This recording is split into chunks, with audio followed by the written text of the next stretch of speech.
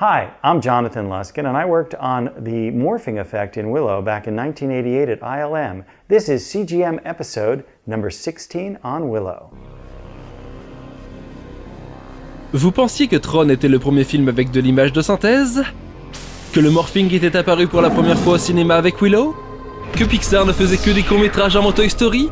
Que Disney était les premiers à intégrer de la synthèse dans leurs films d'animation? Que le premier animal virtuel provenait de Jurassic Park? Pauvre naïf. Bienvenue dans CGM, l'émission qui retrace pour vous les débuts de l'image de synthèse au cinéma. 1982.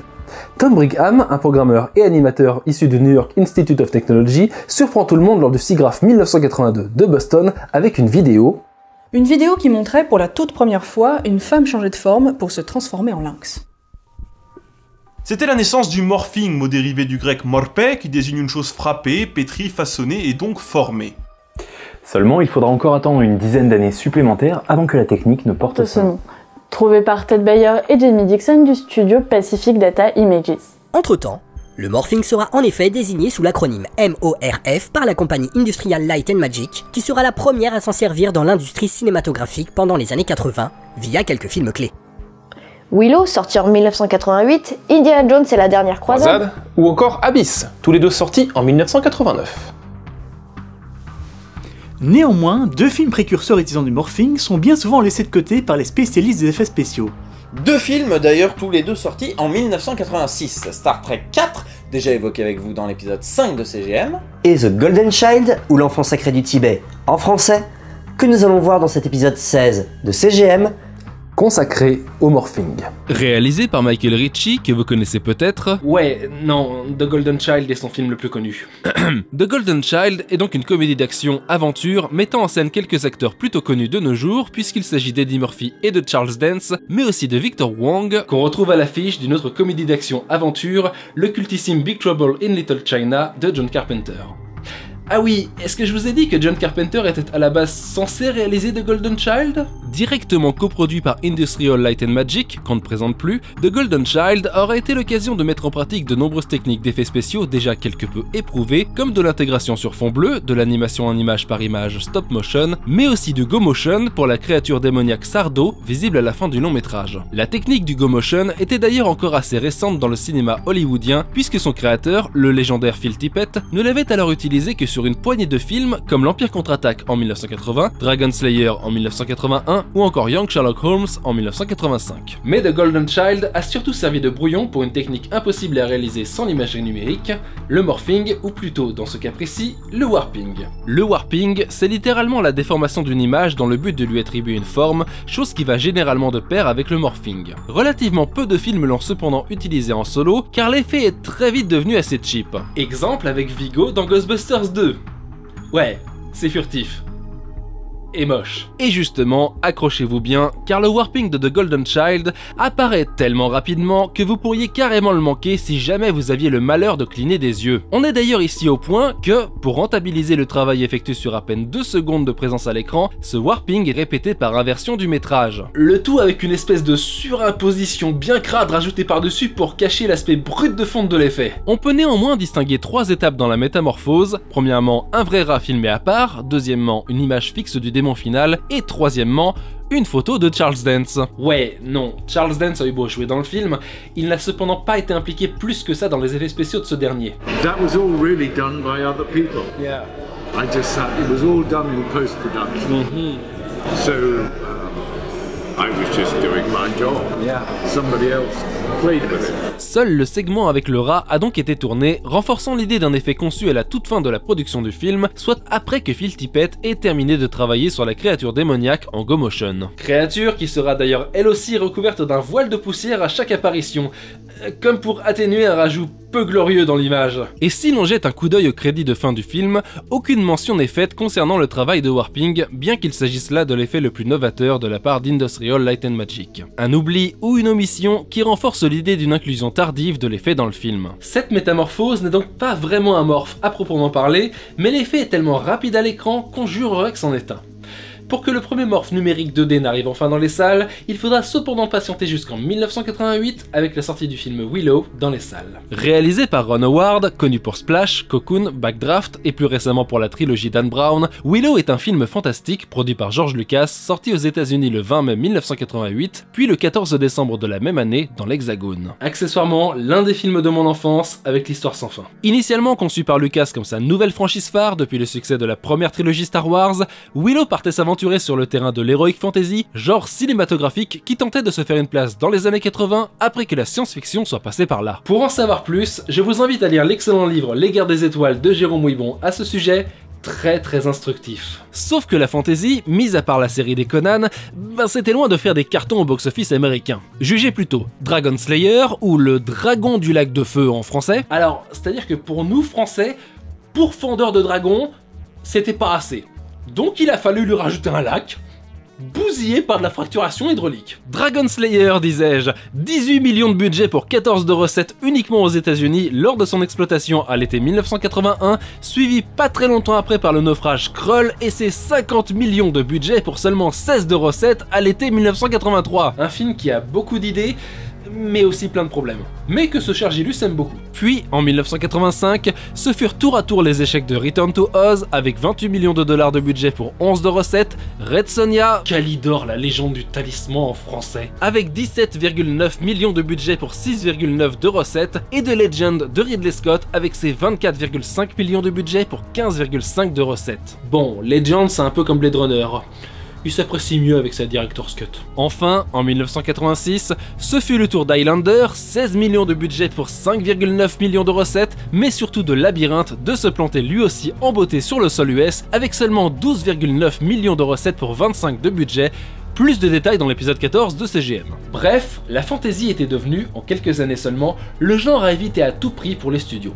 Néanmoins, Lucas parvint à un deal avec la MGM, dirigée alors par un certain Alan Ladd Jr., ancien de la 20th Century Fox, qui avait notamment permis au premier Star Wars de se faire. Un budget de 35 millions de dollars fut donc constitué à moitié par la MGM et l'autre par Lucasfilm, soit ni plus ni moins que la plus grosse production sur laquelle Ron Howard avait alors travaillé en tant que réalisateur et acteur. Oui, pour ceux qui ne le savent pas, Ron Howard était avant tout un acteur. C'est d'ailleurs comme ça qu'il avait rencontré George Lucas, puisqu'il jouait dans son second film, American Graffiti. Et la production ne fut pas vraiment de tout repos pour le jeune réalisateur, avec un tournage amenant les équipes de la Californie à l'Angleterre, en passant par la Nouvelle-Zélande pour ses magnifiques paysages. Pour les fans du Seigneur des Anneaux, revoir Willow semble étrangement familier.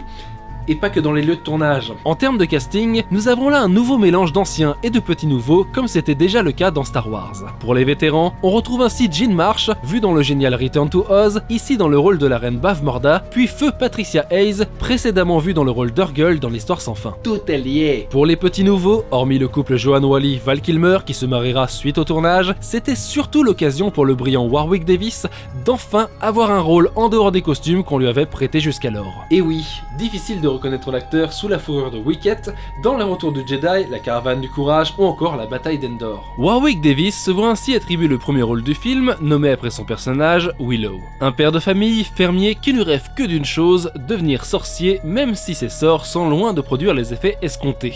Et c'est justement l'un de ces sorts qui va nous intéresser ici. Seulement, je vous préviens, si vous n'avez jamais vu Willow, ce qui va suivre risque de vous spoiler. Vers la moitié du film, Willow se voit confier la baguette de Shealindra avec la mission de retrouver la magicienne Finn Raziel pour la lui remettre. Seulement, Raziel est très loin d'avoir une forme humaine, et Willow va alors devoir user du peu de son savoir magique pour la lui rendre, avec des résultats assez catastrophiques. Bon, c'est un peu le gros running gag du film. Mais alors que tout semble perdu, Willow arrive à se concentrer assez pour que la magie opère littéralement à l'écran. Vers la fin du film, Willow trouve la force de rendre à Raziel sa forme humaine, mais cela ne se fait pas sans difficulté puisqu'il la fera passer d'une chèvre à une autruche, d'une autruche à queue de paon à une tortue, d'une tortue à un tigre, et enfin d'un tigre à une jeune femme. Oui, la dernière transformation, c'est clairement un clin d'œil aux travaux de Tom Brigham évoqués en début d'épisode. Bon, vous me direz, des métamorphoses d'humains en animal au cinéma en 1988 qui plus est, c'était loin de faire dans la nouveauté. L'excellent An American Werewolf in London de John Landis était encore dans toutes les mémoires, tandis que les tribulations du magicien Urgo dans Krull, avec sa transformation en oie, n'avaient même pas 5 ans. Ce qui a changé ?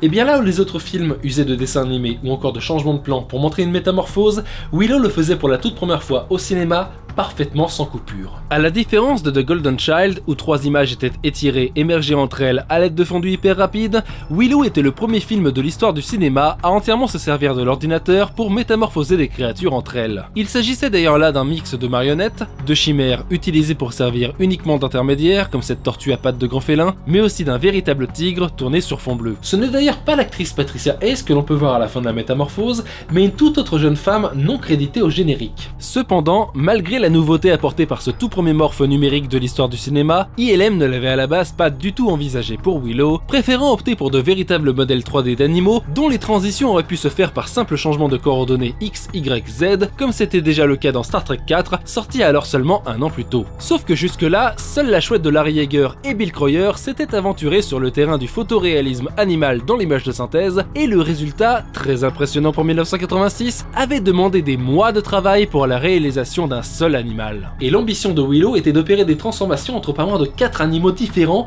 et une humaine. Autant dire qu'en 1987, pendant la production du film, c'était mission impossible. D'autant que le département Computer Graphics d'ILM, après le départ de Pixar en 1986 suite à son rachat par Steve Jobs, ça ne représentait plus que 6 personnes seulement. Pourtant, Dennis Muren, l'un des superviseurs des effets visuels sur Willow, avait foi dans le petit groupe. C'est d'ailleurs grâce à lui que George Lucas s'est laissé convaincre de leur donner une chance sur la scène. Mais la 3D prenant trop de temps, l'idée de manipuler des images 2D fut trouvée à la place. Doug Smythe, l'un des programmeurs, fut ainsi chargé de coder un logiciel de manipulation d'images sans plus d'indications de la part d'en haut. They didn't really give me any specific instructions for what to do other than this is what the storyboard says has to happen and this is what we're going to be shooting. Celui-ci se basa alors sur les travaux de recherche de Tom Brigham, publiés en 1982, et écrit le premier logiciel de morph reposant sur un système de grille de points à manipuler pour passer d'une forme à une autre. 4 mois lui furent nécessaires en tout, avec une première version fonctionnelle disponible dès décembre 1987, soit à peine 6 mois avant la sortie en salle sur le sol US. Retenez bien ce chiffre de 4 mois, on va en reparler par la suite. Un premier test de faisabilité fut ensuite réalisé entre 2 images fixes, celle d'un tigre et d'une actrice, positionnées de la même manière sur fond bleu, de telle sorte à ce que la transition se passe de façon la plus naturelle possible. Ce test fut bien sûr une réussite, mais restait un petit problème à régler pour la suite, l'intégration des éléments tournés sur fond bleu dans un décor réel. En effet, pour intégrer les différents éléments filmés à part, il fallait obligatoirement extraire les images du fond bleu sur lesquelles elles étaient capturées, chose qui était jusque-là confiée au département optique. Seulement, il s'agissait là d'images à manipuler directement dans l'ordinateur, et qui seraient amenées à être intégrées par la suite dans un décor réel. Un jeune programmeur, Jonathan Luskin, qui avait rejoint la compagnie en 1986 pour travailler sur le morphing 3D de Star Trek 4, fut alors chargé de créer un programme d'extraction d'éléments tournés sur fond bleu. I wrote a blue screen matte extraction software. That was my big contribution. Was, I think, the first digital blue screen matte extraction for a feature film.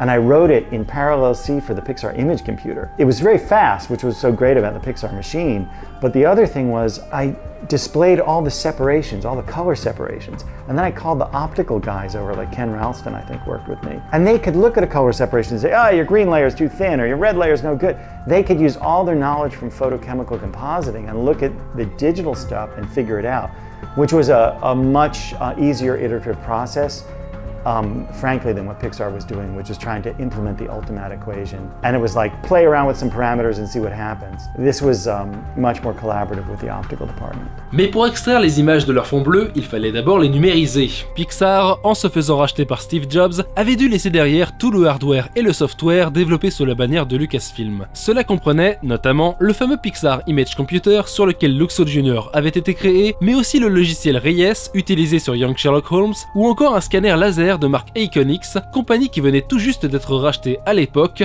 par Kodak. Seulement, ce scanner étant prévu pour une numérisation d'une seule image à la fois, le petit groupe dut donc le modifier pour une utilisation sur film pellicule. Restait un autre problème, celui du stockage. ILM était loin d'avoir le même type de problème que Feu Omnibus sur Flight of the Navigator, vu avec vous dans l'épisode 13 de CGM, mais ça ne voulait pas dire que la tâche restait aussi aisée qu'aujourd'hui avec nos immenses serveurs. Jonathan Luskin nous en dit plus à ce sujet. We had to keep the data on exabyte tapes, little 8mm tape. We had to read in a frame, or several frames if you're doing some kind of, manipulation that requires more than one stream of data, do our work and write it out to another exabyte tape, which meant not only was it really slow, but if you made a mistake or had to restart things, You had to, rewind all the tapes and reset everything before you started. Une fois tous les éléments à disposition, des images clés furent déterminées pour chaque transition d'un animal à un autre, ne laissant plus que le placement des points sur la grille à ajuster image par image pour réaliser chacun des 5 morphes différents sur la scène. Une autre étape de morph fut également envisagée pendant un temps avec un costume de tigre humanoïde, finalement abandonné au profit d'une meilleure fluidité pour l'animation. L'effet de morph terminé, le tout fut imprimé au laser sur film pellicule avant d'être délivré au département optique pour l'assemblage final de la scène, séparation des éléments comprises pour chaque image calculée. Lorsque le film débarqua dans les salles obscures quelques semaines plus tard, le pari de Dennis Muren était gagné. Tout le monde ne parlait que de l'effet de morph. Le film, en revanche, n'eut pas autant de succès. Alors que George Lucas voyait en Willow sa nouvelle franchise à succès après la première trilogie Star Wars, les spectateurs en décidèrent autrement. Ainsi, alors que le film avait demandé un budget d'environ 35 millions de dollars, il n'en rapporta que 57,3 sur le sol US, bien qu'ayant débuté à la première place la semaine de sa sortie. Faut dire qu'en face, il y avait Rambo 3, Crocodile Dundee 2 et Big la semaine suivante, avec Tom Hanks. Le film ne remportera également aucune récompense durant la 61e cérémonie des Oscars, perdant face à Roger Rabbit, un autre film aux effets dirigé par ILM, mais sera tout de même nommé dans la catégorie des meilleurs effets visuels pour la prouesse technique que représentait alors le morphing. Pour autant, le morph n'en était qu'à ses débuts.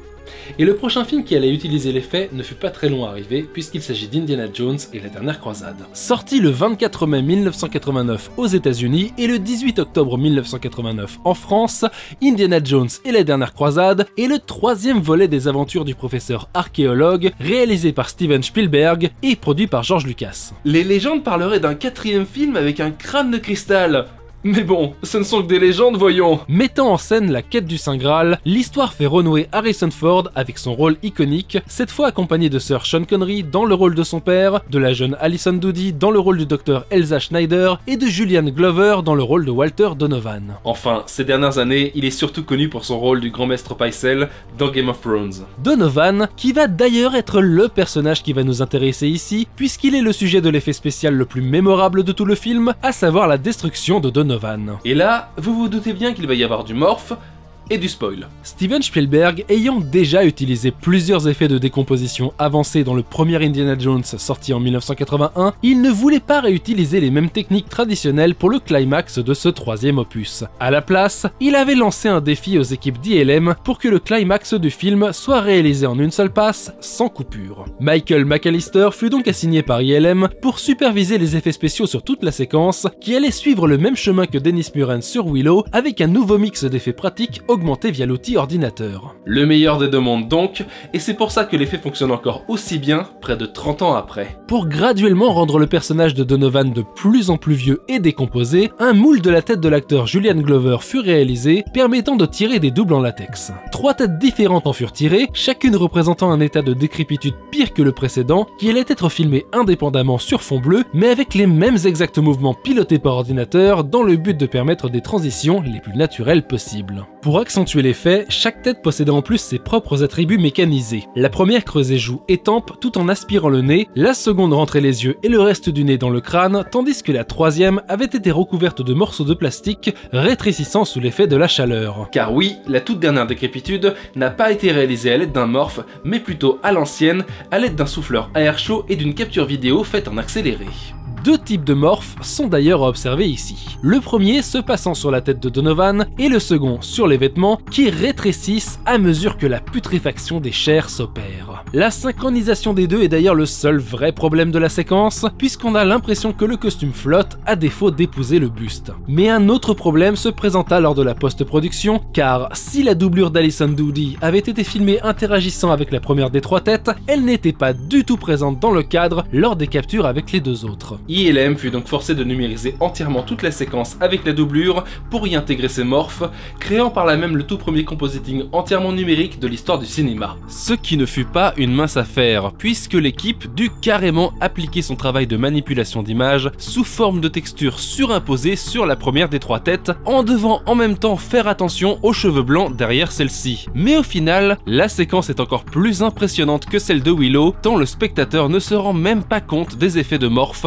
superbement intégré. Nul besoin de préciser le succès massif qui suivit le film. Indiana Jones et la dernière croisade rapportera pas moins de 474 millions de dollars de recettes mondiales pour un budget de 48, là où les deux autres films précédents en avaient respectivement rapporté 389,9 et 333,1.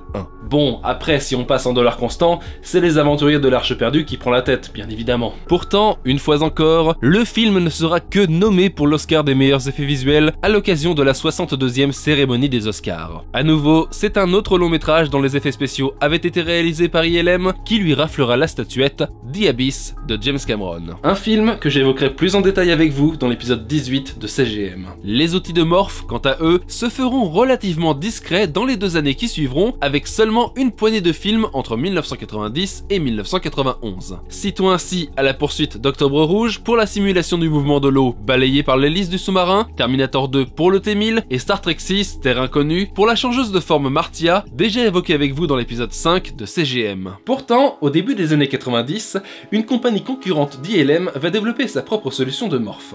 Une compagnie qui changera à jamais la perception même de l'effet, jusque-là épelé MORF, par la firme de George Lucas.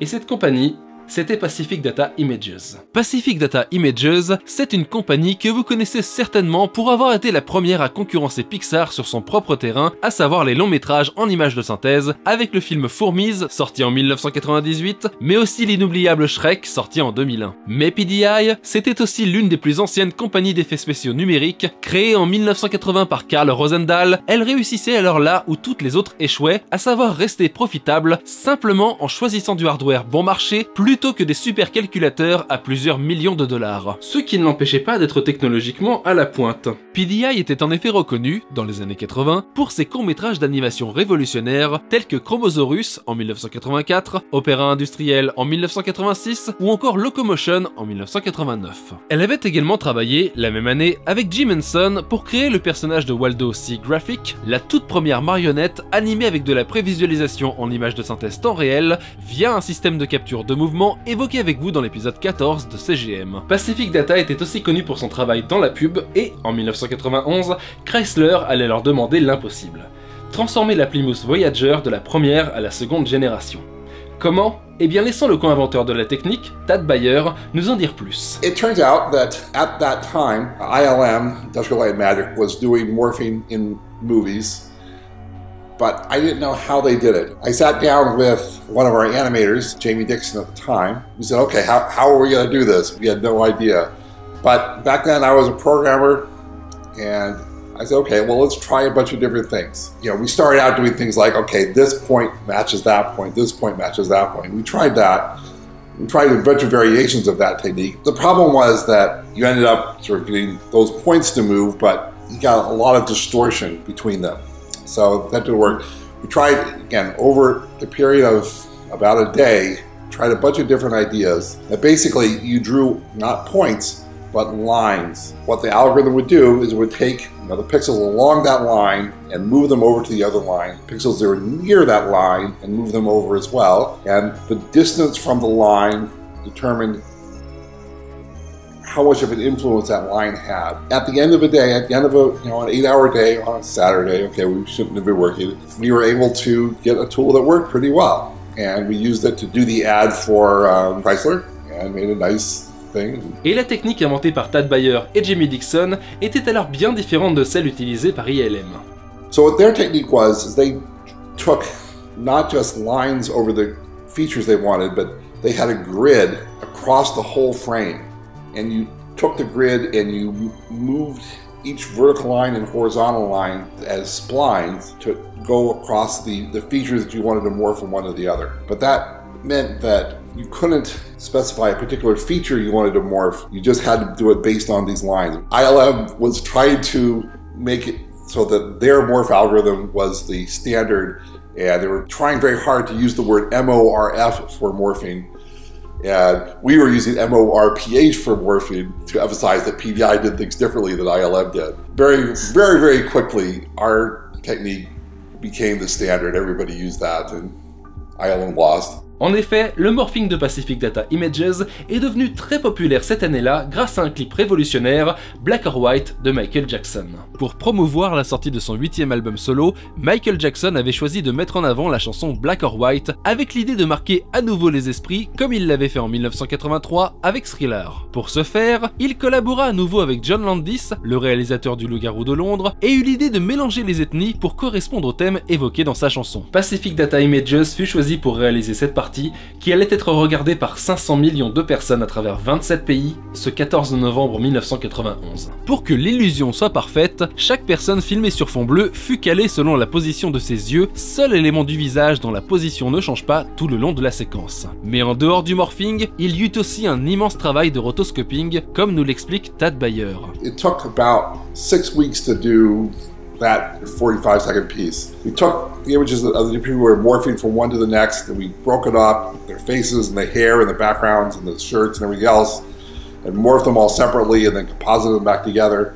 And it was a tremendous amount of work. Grand fan de l'effet, Michael Jackson continuera à utiliser du morphing pour ses clips, notamment dans Remember the Time en 1992, Scream en 1995 avec sa sœur Janet Jackson, jusqu'en 1997 avec l'inoubliable court-métrage Ghosts, encore aujourd'hui disponible seulement en VHS et Laserdisc. Mais l'effet de morphing, ou tout du moins ses outils, ont aussi été utilisés là où on ne les attendrait pas forcément. We use morphing for a lot of other visual effects things. For instance, in a film where a person is hanging from a cable, we would use morphing to morph the rocks he was climbing down from one image to another to cover up the cable. Et en 1992, Tad Bayer et Sean Neely publièrent leurs travaux à l'occasion du SIGGRAPH de Chicago pour des raisons particulières. One of the reasons we published the morphing algorithm we did was to protect ourselves from other people patenting that information. If somebody else patented that tool or came up with a similar algorithm and patented it, then we would have been in trouble because we didn't patent or publish what we did. I wrote the paper so that, in the future, if I was going to work someplace else, I would be able to use that technology. I didn't tell people at PDI this, but if I didn't publish it, then I wouldn't be able to use that technique. And when I started my own company, Hammerhead Productions, one of the first tools I wrote was morphing based on the paper I wrote. Le problème, c'est que Tad Bayer ne fut pas le seul à se servir de sa publication pour créer un algorithme de morphing. Et en 1993, un logiciel du nom d'Elastic Reality vit le jour avant de devenir un standard dans l'industrie en 1994. So Elastic Reality basically implemented my algorithm as a product. On the other hand, when Elastic Reality actually made a heck of a lot of money and they sold their company to Avid for something like $40 million. And I was like, wow. So an algorithm I wrote, they made $40 million from, and they won a Technical Academy Award as well for tools that I invented, which is a little frustrating. Et en effet, le morphing continua d'être utilisé dans l'industrie pendant de longues années, en conjonction avec la montée progressive des outils d'imagerie numérique 3D. Sa très grande versatilité permit ainsi à de nombreux réalisateurs de donner vie à toutes les transformations possibles et imaginables, pour le meilleur comme pour le pire. L'une des meilleures utilisations de morphing dans les années 90 restant pour moi la transition opérée entre les deux actrices jouant le personnage de Rose dans le Titanic de James Cameron, sorti en 1997. Mais la 3D se faisant de plus en plus perfectionnée au début des années 2000, ce bon vieux morphing fut progressivement abandonné, le public étant toujours plus friand d'effets de plus en plus complexes dans les blockbusters hollywoodiens. Bon, par contre, pour faire des raccords invisibles, genre 2 bouts de scène avec Hayden Christensen dans l'épisode 3 de Star Wars, pas de problème. Après, ça n'a pas empêché le génial Andrew Stanton de ressusciter la technique pour son mésestimé John Carter, sorti en 2012. En définitive, le morphing aura été le tout premier effet numérique, bien avant la 3D, à créer un boom dans l'industrie du cinéma. Certes, cette même industrie l'aura usé jusqu'à la moelle avec des résultats pas toujours très glorieux dans les années 90, mais ses meilleures utilisations nous auront tous fait rêver, ne serait-ce qu'une fois. Et dans le prochain CGM, nous continuerons notre voyage dans l'animation japonaise avec Mobile Suit Gundam Char's Counter-Attack, sorti en 1988 et réalisé par Yoshiyuki Tomino, Akira de Katsuhiro Otomo, ainsi que les 2 premiers films Pat Labor de Mamoru Oshii, sortis respectivement en 1989 et 1993. Comme toujours, pour suivre CGM, je vous renvoie aux pages Facebook et Twitter, au site internet gorkamnitrix.com, mais aussi à Tipeee pour soutenir l'émission grâce à vos dons. N'hésitez pas à partager cette émission autour de vous et surtout à la commenter. Car, comme dirait Al Pacino, Vanity. Definitely my favorite sin.